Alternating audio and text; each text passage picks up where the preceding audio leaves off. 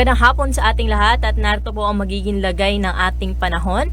Patuloy na umiiral ang northeast monsoon o yung amihan po dito sa bahagi ng extreme northern Luzon, kaya may tsansa po dyan na mapanandali ang buhos ng mga pag-ulan. Kung makikita natin sa ating satellite imagery ay manipis na kaulapan lamang ang bumabalot sa malaking bahagi po ng ating bansa, kaya kung may inaasahan man po tayo mga pag-ulan ngayong hapon or hanggang ngayong gabi ay mapanandali ang buhos na mga pag-ulan lamang po ito, dulot po yan ng mga localized thunderstorm. At makikita rin natin na wala po tayong binabantayan ngayon na anumang sama ng panahon o low pressure area na posibleng makaapekto sa ating bansa in the next 2 to 3 days. Para po sa magiging lagay ng ating panahon bukas sa araw ng linggo, dito sa may extreme northern Luzon, sa may Batanes at Babuyan Islands ay magiging maaliwalas naman po ang ating panahon, ngunit may tsansa ng pulupulong may hinang mga pag-ulan, dulot po yan ng amihan. Samantalang sa nalalabing bahagi naman po ng Luzon, kasama po dyan ang Metro Manila, ay magiging maaliwalas pa rin po yung ating panahon, kaya sa ating mga kababayan na maglalaba pa rin po bukas ay perfect po ito dahil asahan natin na makakatuyo po sila ng kanilang mga nilabhan. Ngunit may possibility pa rin ng mga isolated rain showers pagsapit ng hapon at ng gabi.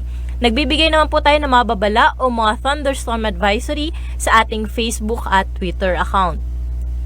Temperature range natin sa Baguio City ay mula 14 hanggang 26 degrees Celsius, sa Lawag ay 24 to 31 degrees, sa Tagaytay naman 22 to 30 degrees Celsius at sa Kalayaan Islands 25 to 32 degrees Celsius. Sa Tuguegarao, Legazpi at Puerto Princesa, posible pong umabot sa 32 degrees ang pinakamataas na temperatura bukas. Lumako na po tayo sa Visayas at Mindanao. Generally fair weather condition ay naasahan natin dyan sa araw ng linggo, maliban sa mga isolated rain showers, mostly sa hapon or sa gabi. Sa Iloilo, sa Tacloban at sa Metro Cebu, posibleng umabot sa 32 degrees ang ating pinakamataas na temperatura bukas. Samantalang sa Cagayan de Oro, ang magiging agwat ng temperatura natin ay 23 to 33 degrees. Sa Davao naman, 25 to 33 degrees Celsius at sa may Zamboanga, 25 to 34 degrees Celsius. Wala po tayong nakataas na gale warning, kaya malayang makakapalaot yung ating mga kababayang mangisda, gan na rin yung gumagamit na maliliit na sasakyang pandagat. At generally, magiging banayad hanggang sa katamtaman lamang ang mga pag-alon sa buong bahagi ng ating kapuluan.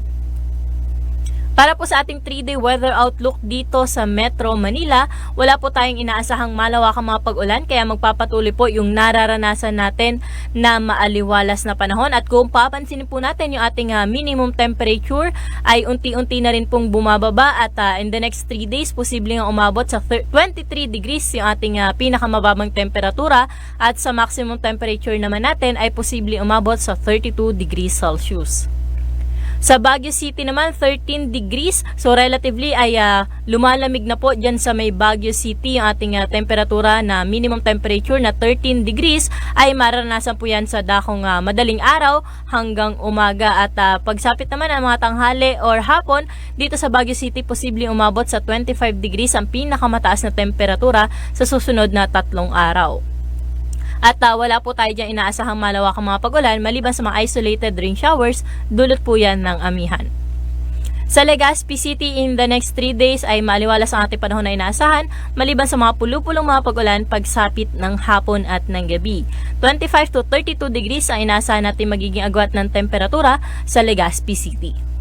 At sa Metro Cebu naman ay magiging maaliwalas din ang ating panahon dyan, lalong-lalo na sa umaga hanggang tanghali, at may tsansa ng mga pulupulong mga pag-ulan sa hapon or sa gabi. 25 to 32 degrees ay nasa natin tigmat na magiging agwat ng temperatura sa Metro Cebu.